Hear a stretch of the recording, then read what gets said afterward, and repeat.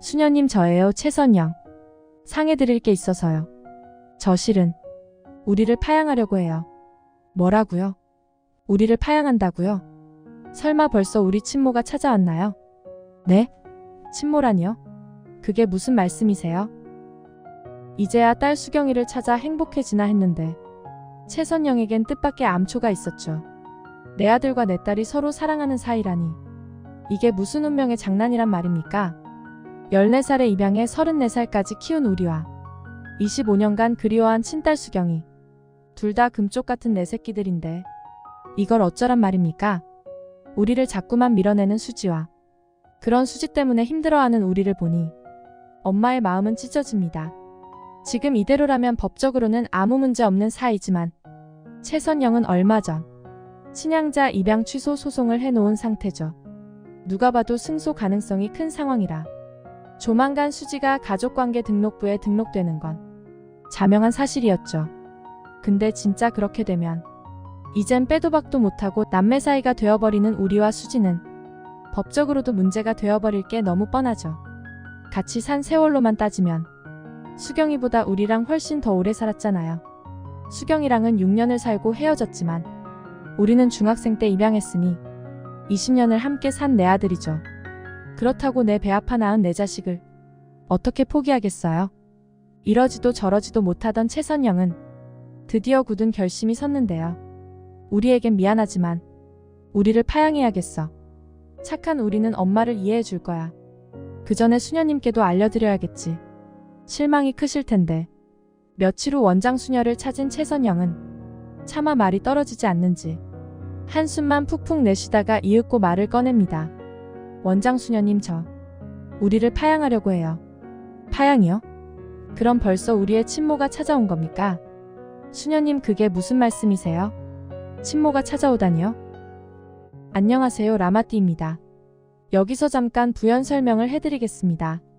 채우리는 67화에서 진수지에게 자신이 입양하라는 사실을 말하며 5살 때 어머니가 암으로 돌아가셨다고 하지만 이 말은 사실이 아닙니다. 채우리의 현재 나이는 35살. 30년 전이면 1994년이어야 하는데 그때 최선영은 수지와 함께 살고 있었죠. 최선영이 사고를 당한 건 1997년 여름이고 석 달 뒤에 깨어난 뒤 2년간의 재활치료 끝에 1999년에 요양원에서 퇴원합니다. 요양원에서 우리와 최선영이 처음 만났다면 우리의 나이는 5살이 아닌 8살 그 이상이어야겠지요. 결론적으로는 5살 때 한진태의 실수인지 고의인지 알 수 없는 사고로 버려진 우리는 그날의 충격으로 기억을 모두 잃었고 그 잃었던 기억들이 상당 부분 왜곡되어 있다고 보여집니다. 그럼 드라마를 다시 이어가겠습니다. 수녀님, 그게 무슨 말씀이세요? 친모가 찾아오다니요? 얼마 전 어느 분이 찾아와서 우리의 과거 기록을 볼 수 있냐고 묻더니 우리 사진을 보고 말없이 펑펑 울고 가셨어요.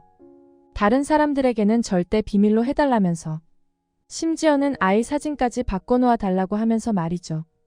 아니나 다를까 또 얼마 후에 다른 남자분이 와서 우리를 찾는 게 아니겠어요? 하지만 그 남자분은 바뀌어 있는 우리의 사진을 보고 실망한 기색이 역력하더라고요. 아참, 선영씨도 아는 분일 텐데 얼마 전 선영씨랑 봉사활동 하러 오셨던 중년의 남자분. 자기를 해들병원 병원장이라고 소개하며 명함을 주고 가던데요. 뭐요? 한 원장님이요? 그럼 앞전에 다녀갔다는 우리 친모가? 맞아요. 우리 보육원 후원하시는 해들병원 이사장님이요. 헉, 이럴 수가. 선영은 심장이 벌렁벌렁거립니다. 어떻게 이런 일이? 이런 일은 드라마에서나 가능한 일인데 수녀님, 혹시 우리도 이 사실을 알고 있나요? 아직 모를 거예요. 친모로 추정되는 그분이 알아서 하실 일이겠지요. 이미 선영씨의 아들로 잘 살고 있는 우리를 제가 먼저 흔들고 싶진 않았어요. 안 그래도 어릴 적 기억을 잃고 힘들어하던 우리가 자신의 친부모가 자신을 버린 게 아니라 모두 돌아가셔서 자신이 이곳에 맡겨졌다고 철석같이 믿고 있는 아이인데 제가 우리에게 그런 기억을 심어주려고 얼마나 노력했는데요. 저는 정말 하느님 곁으로 못 갈 것 같아요. 우리를 살리는 착한 거짓말이었지만 그래도 어린아이에게 거짓말한 사실은 변함이 없으니까요. 아니에요, 수녀님. 수녀님 아니었으면 지금의 우리는 없었을 거예요. 놀란 가슴을 진정시키고 나니 선영은 한결 마음이 편안해졌어요. 우리에게 어떻게 파양 사실을 알릴까 했는데 오히려 친부모님의 존재를 알아버렸으니 친부모를 찾았다고 말해주면 우리에게 미안한 마음이 한결 나아질 것 같았죠. 우리가 받을 충격도 충격이겠지만 지금 당장은 수지와 우리 두 사람의 관계를 회복시켜주는 게 더 중요하다고 생각했죠. 그래서 선영은 결심합니다. 우리야 너의 친부모님이 살아계신데 당장이라도 말해주고 싶지만 전화로는 말할 수 없었죠. 여보세요? 우리야 오늘 퇴근하고 일찍 들어와. 네 엄마. 무슨 일 있어요? 근데 저 오늘 회식이라 조금 늦을 것 같은데요. 응 그래 아들. 늦더라도 엄마 꼭 보고 자.